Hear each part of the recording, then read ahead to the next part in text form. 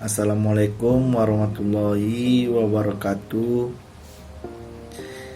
Yang saya hormati Pak Asnur Yandi, SE, MSI, MM, selaku dosen pembimbing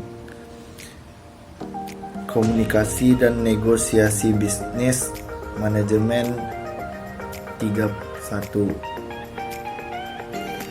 Baiklah, kami dari kelompok 8 yang beranggotakan 1. Novira Madonna, 2. Gustika, 3. Lady Fepsi Marstella Siahan, 4. Saya sendiri Said Muhammad Sadam akan membacakan presentasi bab 8 tentang presentasi bisnis. Baiklah, pembacaan selanjutnya akan dibacakan oleh Novira Madonna. Assalamualaikum warahmatullahi wabarakatuh. Presentasi bisnis. 1. Pengertian. Presentasi bisnis adalah suatu komunikasi yang berorientasi pada proposal yang disajikan dalam suatu lingkungan bisnis kepada audiens yang relatif homogen dengan maksud pencapaian tujuan bisnis. Presentasi adalah mengkomunikasikan informasi, konsep, pikiran, gagasan pada orang lain dalam suasana formal. Tujuan presentasi bisnis. 1. Menginformasikan pesan-pesan bisnis kepada audiens. 2. Menghibur audiens. 3. Menyentuh emosi audiens. 4. Memotivasi audiens untuk bertindak. 2. Merencanakan format presentasi. 1. Penguasaan terhadap topik atau materi yang akan dipresentasikan. 2. Penguasaan berbagai alat bantu presentasi dengan baik. 3. Menganalisis audiens. 4. Perhatikan penampilan Anda. 5. Berlatih sesering mungkin. Selanjutnya presentasi akan dilanjutkan oleh Lady. Baiklah, saya akan melanjutkan presentasi dari Novira Madonna, yaitu tentang menyusun format presentasi, di mana secara umum format presentasi terdiri dari 3 bagian utama, yang meliputi bagian pembukaan, isi, dan bagian penutup. A. Bagian pembukaan. Bagian pembukaan bertujuan untuk mendapatkan perhatian audiens, membangun kepercayaan diri, dan mempersiapkan audiens.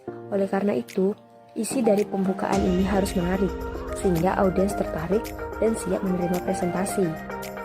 Yang B. Isi. Terdapat 2 bagian.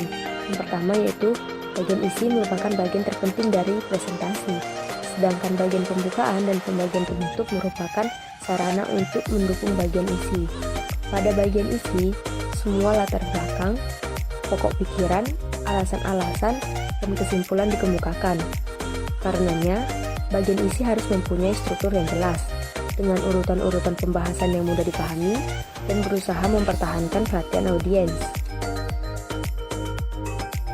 Selanjutnya, struktur isi presentasi yang harus diperhatikan. Yang pertama, pendekatan struktur atau format.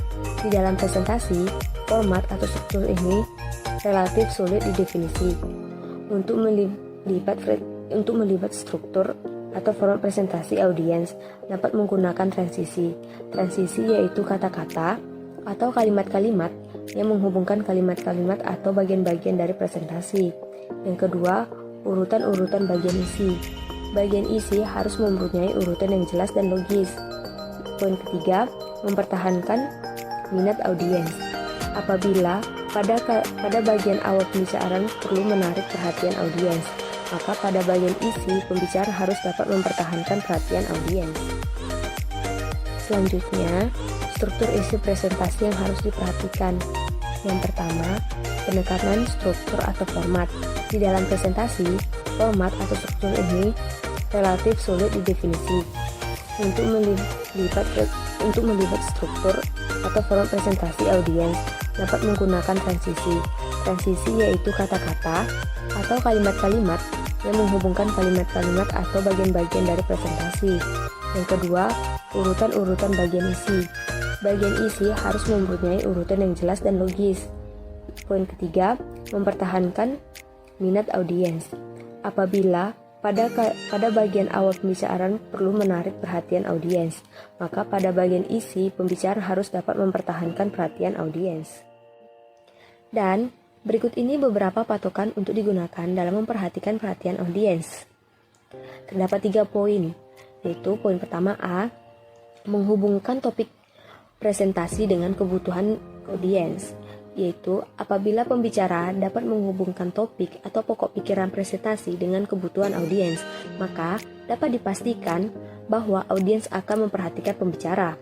Yang kedua, poin B, menggunakan bahasa yang jelas. Demikian juga untuk penggunaan istilah khusus, jargon yang hanya dipahami oleh kelompok tertentu. Oleh karena itu, digunakan bahasa yang mudah dipahami atau yang familiar. Yang C, bagian penutup. Bagian penutup ini harus struktur, sehingga audiens memahami ide pokok yang dimaksud atau yang disampaikan.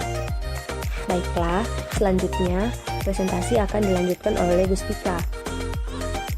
Penggunaan alat bantu. 1. Papan tulis hitam dan putih. Papan tulis adalah sebuah alat bantu yang cukup kuno sehingga relatif jarang digunakan. Sarana ini cocok digunakan untuk seperti briefing, lokarya, rapat rutin maupun kelompok. 2. Flip card. Flip card adalah sebuah papan yang dilengkapi dengan lembaran-lembaran kertas yang cukup besar. Apabila lembaran kertas pertama sudah penuh, pembicara dapat membuka lembaran berikutnya yang masih kosong. 3. Transparansi overhead. Overhead projector. Transparansi OHP nampaknya alat bantu yang cukup populer bagi para pembaca, sehingga 57% dihasilkan oleh mesin fotokopi yang dibuat oleh mesin ketik maupun tulis tangan, sehingga 29% dihasilkan oleh artwork dan 32% dihasilkan oleh grafik komputer. 4. Slide. Sekitar tahun 1980-an, slide cukup populer untuk alat bantu presentasi bisnis. Slide dapat berupa foto, grafik, maupun gabungan keduanya. Kualitas gambar yang ditampilkan dan disajikan oleh slide cukup baik. 5. Papan tulis elektronik. Papan tulis elektronik telah dikembangkan dengan menawarkan berbagai kemudahan yang banyak digunakan di kantor, konferensi, dan ruang pelatihan. Papan tulis elektronik cocok untuk kegiatan diskusi kecil atau sejenisnya. 6. Video kaset recorder. FCR atau perekam kaset video dapat digunakan sebagai sarana untuk melakukan presentasi bisnis. Anda dapat merekam kegiatan-kegiatan sebagai bahan studi khusus dalam format kaset video. 7. Panel LCD projector. Panel LCD memiliki kesamaan dengan layar laptop, yakni transparansi. Untuk dapat beroperasi, layar LCD dihubungkan dengan plat monitor, bagian belakang komputer, dan bertindak seperti layar komputer biaya yang menayangkan data atau gambar. 5. Keterampilan praktis dalam presentasi. 1. Cara berpakaian. Dalam presentasi formal, cara berpakaian menentukan kredibilitas. Pakaian yang rapi, bersih, dan baik akan diterima dibandingkan dengan pakaian tidak rapi. Berikut beberapa tips yang dapat digunakan dalam berpakaian. 1. Pakaian harus serasi, warna maupun bentuk. 2.